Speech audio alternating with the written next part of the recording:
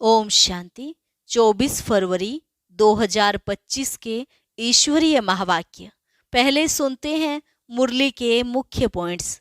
बाबा ने कहा, जितना हो सके एक निराकार बाप को याद करो। कोई भी साकार व आकार याद ना आए। चलते फिरते कर्म करते भी तुम याद में रह सकते हो। इसमें कभी यह बहाना नहीं करना चाहिए कि हम बहुत बिजी रहते हैं, फुर्सत नहीं मिलती। बाबा ने कहा, जिनको ऊंच मर्तबा लेना है वह तो जास्ती याद में रहने का पुरुषार्थ करेंगे। जो जितना याद में रहेंगे उतना खुशी भी रहेगी और ताकत भी मिलेगी। परंतु कई बच्चे भले ज्ञान में बहुत तीखे हैं, लेकिन याद की यात्रा बिल्कुल नहीं है। अपनी सदगति करने का पुरुषार्थ तो करना चाहिए ना। ऐसे नहीं कहना चाहिए जो मिला सो अच्छा, लेकिन तकदीर में नहीं है तो तदबीर भी नहीं करते। लास्ट में बाबा ने कहा, तुम हो रूप बसंत, तुम्हारे मुख से कभी पत्थर नहीं निकलने चाहिए। बहुत बहुत मीठा बनो। जो धारणा नहीं करते वह क्या काम के। हर एक को अपनी जांच करनी चाहिए कि हम कितनी सर्विस करते हैं। कई तो अंधों की लाठी बनने के बदले खुद ही अंधे बन जाते हैं। और अब सुनते हैं महावाक्यों को विस्तार से। मुरली का सार। मीठे बच्चे, यह रूहानी हॉस्पिटल तुम्हें आधा कल्प के लिए एवर हेल्दी बनाने वाली है। यहाँ तुम देही अभिमानी होकर बैठो। प्रश्न, धंधा आदि करते भी कौन सा डायरेक्शन बुद्धि में याद रहना चाहिए? उत्तर, बाप का डायरेक्शन है, तुम किसी साकार व आकार को याद नहीं करो। एक बाप की याद रहे तो विकर्म विनाश हो। इसमें कोई ये नहीं कह सकता कि फुर्सत नहीं। सब कुछ करते भी याद में रह सकते हो। ओम शांति। मीठे मीठे रूहानी बच्चों प्रति बाप का गुड मॉर्निंग। गुड मॉर्निंग के बाद बच्चों को कहा जाता है बाप को याद करो। बुलाते भी हैं, हे पतित पावन आकर पावन बनाओ। तो बाप पहले पहले ही कहते हैं, रूहानी बाप को याद करो। रूहानी बाप तो सबका एक ही है। फादर को कभी सर्वव्यापी नहीं माना जाता है। तो जितना हो सके बच्चे पहले पहले बाप को याद करो। कोई भी साकार व आकार को याद नहीं करो सिवाय एक बाप के। यह तो बिल्कुल सहज है ना। मनुष्य कहते हैं हम बिजी रहते हैं, फुर्सत नहीं, परंतु इसमें तो फुर्सत सदैव है। बाप युक्ति बतलाते हैं। यह भी जानते हो बाप को याद करने से ही हमारे पाप भस्म होंगे। मुख्य बात है यह। धंधे आदि की कोई मना नहीं है। वह सब करते हुए सिर्फ बाप को याद करो तो विकर्म विनाश हो। यह तो समझ से हैं हम पतित हैं। साधु संत ऋषि मुनि आदि सब साधना करते हैं।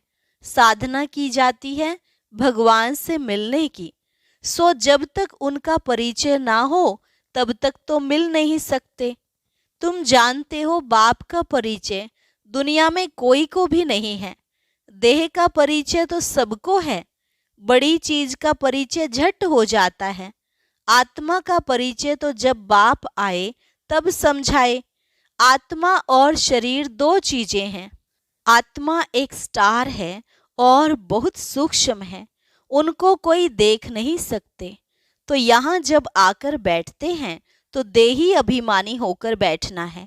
यह भी एक हॉस्पिटल है ना, आधा कल्प के लिए एवर हेल्दी होने की। आत्मा तो है अविनाशी, कभी विनाश नहीं होती। आत्मा का ही सारा पार्ट है। आत्मा कहती है मैं कभी विनाश को नहीं पाती हूँ। इतनी सब आत्माएं अविनाशी हैं। शरीर है विनाशी। अब तुम्हारी बुद्धि में यह बैठा हुआ है कि हम आत्मा अविनाशी हैं। हम 84 जन्म लेते हैं। यह ड्रामा है। इसमें धर्म स्थापक कौन कौन कब आते हैं, कितने जन्म लेते होंगे, यह तो जानते हो। 84 जन्म जो गाए जाते हैं, जरूर किसी एक धर्म के होंगे, सभी के तो हो न सके। सब धर्म इकट्ठे तो आते नहीं, हम दूसरों का हिसाब क्यों बैठ निकाले। जानते हैं फलाने फलाने समय पर धर्म स्थापन करने आते हैं, उसकी फिर वृद्धि होती है। सब सतो प्रधान से तमो प्रधान होने ही हैं। दुनिया जब तमो प्रधान होती है तब फिर बाप आकर सतो प्रधान सतयुग बनाते हैं। अभी तुम बच्चे जानते हो, हम भारतवासी ही फिर नई दुनिया में आकर राज्य करेंगे और कोई धर्म नहीं होगा। तुम बच्चों में भी जिनको ऊंच मर्तबा लेना है वह जास्ती याद में रहने का पुरुषार्थ करते हैं और समाचार भी लिखते हैं कि बाबा हम इतना समय याद में रहता हूँ। कई तो पूरा समाचार लज्जा के मारे देते नहीं, समझते हैं बाबा क्या कहेंगे। परंतु मालूम तो पड़ता है ना, स्कूल में टीचर स्टूडेंट को कहेंगे ना कि तुम अगर पढ़ेंगे नहीं तो फेल हो जाएंगे। लौकिक माँ बाप भी बच्चे की पढ़ाई से समझ जाते हैं, यह तो बहुत बड़ा स्कूल है, यहाँ तो नंबरवार बिठाया नहीं जाता है, बुद्धि से समझा जाता है। नंबरवार तो होते ही है ना। अब बाबा अच्छे अच्छे बच्चों को कहाँ भेज देते हैं, वह फिर चले जाते हैं तो दूसरे लिखते हैं हमको महारथी चाहिए। तो जरूर समझते हैं वह हमसे होशियार नामी ग्रामी हैं, नंबरवार तो होते हैं ना। प्रदर्शनी में भी अनेक प्रकार के आते हैं, तो गाइड्स भी खड़े रहने चाहिए जांच करने के लिए। रिसीव करने वाले तो जानते हैं कि यह किस प्रकार का आदमी है, तो उनको फिर इशारा करना चाहिए कि इनको तुम समझाओ। तुम भी समझ सकते हो, first grade, second grade, third grade, यहाँ तो सबकी सर्विस करनी ही है। कोई बड़ा आदमी है तो जरूर बड़े आदमी की खातिरी तो सब करते ही हैं, यह कायदा है। बाप अथवा टीचर बच्चों की क्लास में महिमा करते हैं, यह भी सबसे बड़ी खातिरी है। नाम निकालने वाले बच्चों की महिमा अथवा खातिरी की जाती है। यह फलाना धनवान है, रिलीजियस माइंडेड है, यह भी खातिरी है ना। अब तुम यह जानते हो ऊंच ते ऊंच भगवान है, कहते भी हैं बरोबर ऊंच ते ऊंच हैं, परंतु फिर बोलो उनकी बायोग्राफी बताओ तो कह देंगे सर्वव्यापी है, बस एकदम नीचे कर देते हैं। अब तुम समझा सकते हो सबसे ऊंचे ते ऊंच है भगवान, वह है मूल वतन वासी। सूक्ष्म वतन में है देवताएं, यहाँ रहते हैं मनुष्य, तो ऊंच ते ऊंच भगवान वह निराकार ठहरा।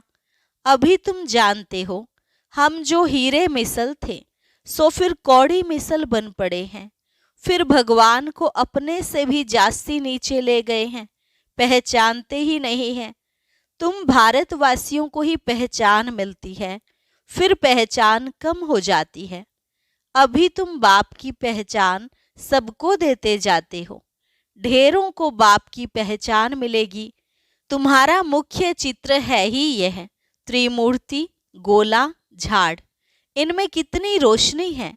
यह तो कोई भी कहेंगे यह लक्ष्मी नारायण सतयुग के मालिक थे। अच्छा, सतयुग के आगे क्या था यह भी अभी तुम जानते हो। अभी है कलयुग का अंत और है भी प्रजा का प्रजा पर राज्य। अभी राजाई तो है नहीं, कितना फर्क है। सतयुग के आदि में राजाएं थे और अभी कलयुग में भी राजाएं हैं। भल कोई वह पावन नहीं है, परंतु कोई पैसा देकर भी टाइटल ले लेते हैं। महाराजा तो कोई है नहीं, टाइटल खरीद कर लेते हैं। जैसे पटियाला का महाराजा, जोधपुर बीकानेर का महाराजा, नाम तो लेते हैं ना, यह नाम अविनाशी चला आता है। पहले पवित्र महाराजाएं थे, अब हैं अपवित्र महाराजाएं, अक्षर चला आता है। इन लक्ष्मी नारायण के लिए कहेंगे यह सतयुग के मालिक थे। किसने राज्य लिया अभी तुम जानते हो। राजाई की स्थापना कैसे होती है। बाप कहते हैं, मैं तुमको अभी पढ़ाता हूँ 21 जन्मों के लिए। वह तो पढ़कर इसी जन्म में ही बैरिस्टर आदि बनते हैं। तुम अभी पढ़कर भविष्य महाराजा महारानी बनते हो। ड्रामा प्लान अनुसार नई दुनिया की स्थापना हो रही है। अभी है पुरानी दुनिया। भले कितने भी अच्छे अच्छे बड़े महल हैं, परंतु हीरे जवाहरातों के महल तो बनाने की कोई में ताकत नहीं है। सतयुग में यह सब हीरे जवाहरातों के महल बनाते हैं ना, बनाने में कोई देरी थोड़े ही लगती है।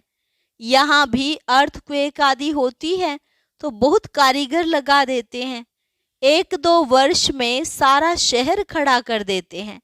नई दिल्ली बनाने में करके 8-10 वर्ष लगे, परंतु यहाँ के लेबर और वहाँ के लेबर्स में फर्क तो रहता है ना। आजकल तो नई नई इन्वेंशन भी निकालते रहते हैं। मकान बनाने की साइंस का भी जोर है। सब कुछ तैयार मिलता है, झट फ्लैट तैयार, बहुत जल्दी जल्दी बनते हैं। तो यह सब वहाँ काम में तो आते हैं ना। यह सब साथ चलने हैं। संस्कार तो रहते हैं ना। यह साइंस के संस्कार भी चलेंगे। तो अब बाप बच्चों को समझाते रहते हैं, पावन बनना है तो बाप को याद करो। बाप भी गुड मॉर्निंग कर फिर शिक्षा देते हैं। बच्चे, बाप की याद में बैठे हो, चलते फिरते बाप को याद करो, क्योंकि जन्म जन्मांतर का सिर पर बोझा है। सीढ़ी उतरते उतरते 84 जन्म लेते हो। अभी फिर एक जन्म में चढ़ती कला होती है। जितना बाप को याद करते रहेंगे उतना खुशी भी होगी, ताकत भी मिलेगी। बहुत बच्चे हैं जिनको आगे नंबर में रखा जाता है, परंतु याद में बिल्कुल रहते नहीं हैं। भले ज्ञान में तीखे हैं, परंतु याद की यात्रा है नहीं। बाप तो बच्चों की महिमा करते हैं। यह भी नंबर 1 में है तो जरूर मेहनत भी करते होंगे ना। तुम हमेशा समझो कि शिव बाबा समझाते हैं तो बुद्धि योग वहां लगा रहेगा। यह भी सीखता तो होगा ना। फिर भी कहते हैं बाबा को याद करो। किसको भी समझाने के लिए चित्र है। भगवान कहा ही जाता है निराकार को। वह आकर शरीर धारण करते हैं। एक भगवान के बच्चे सब आत्माएं भाई भाई हैं। अभी शरीर में विराजमान है।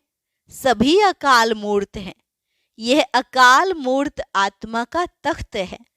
अकाल तख्त, और कोई खास चीज नहीं है। यह तख्त है अकाल मूर्त का। भ्रिकुटी के बीच में आत्मा विराजमान होती है।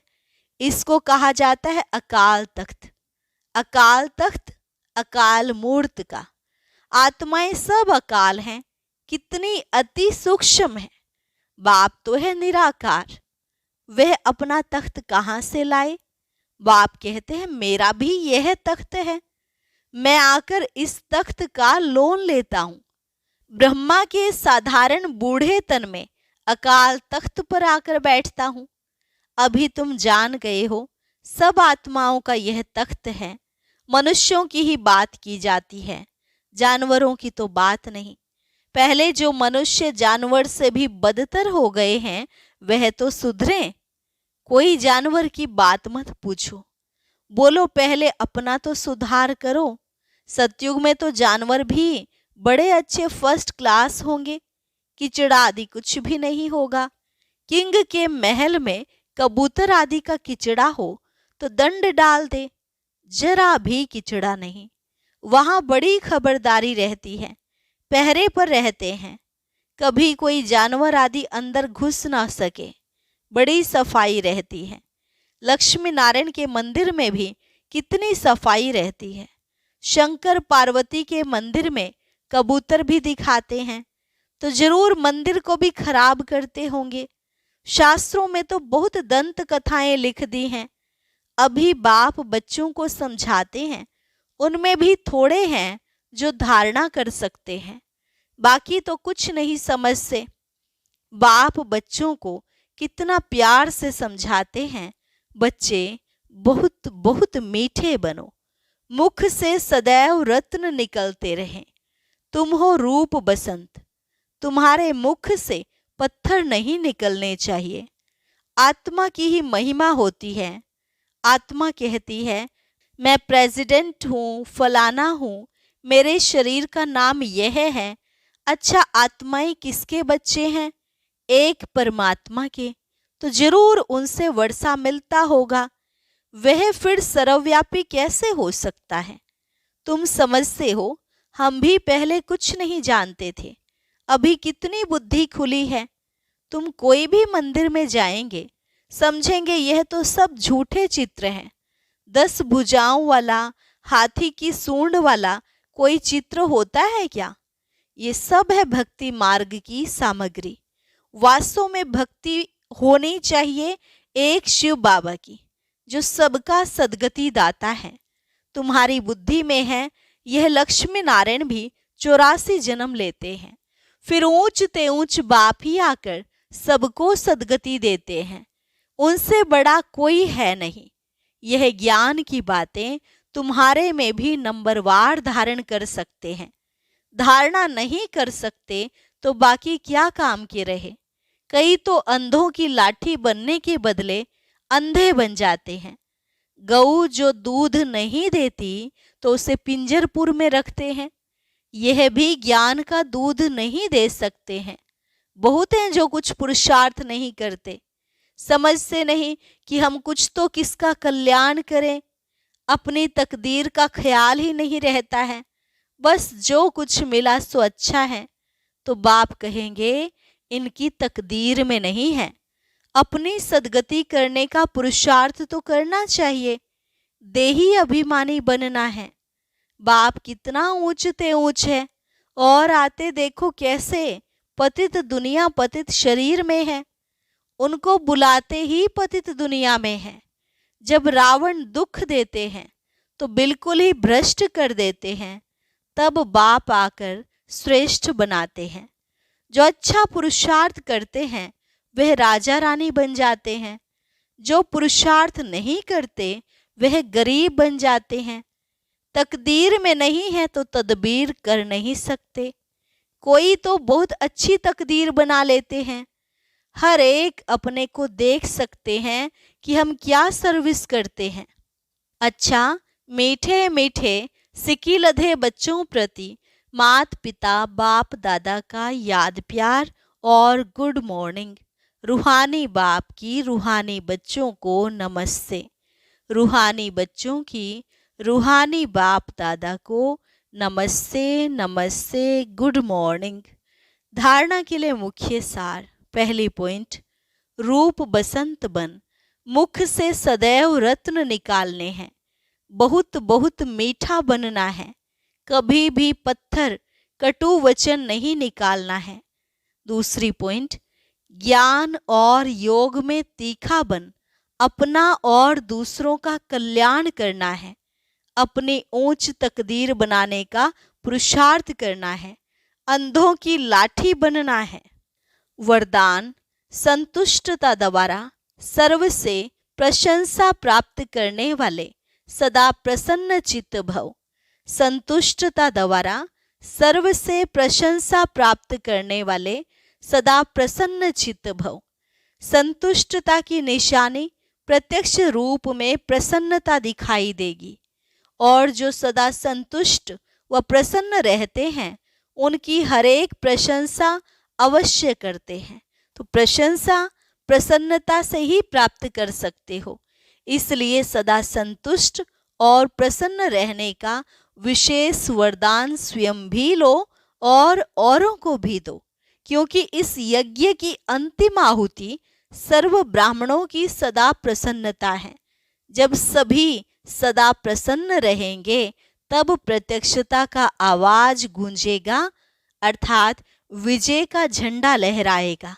स्लोगन, डायमंड बन। डायमंड बनने का मैसेज देना ही डायमंड जुबली मनाना है। ओम शांति। अब आज का अव्यक्त इशारा और ज्ञान मोती भी अवश्य सुने।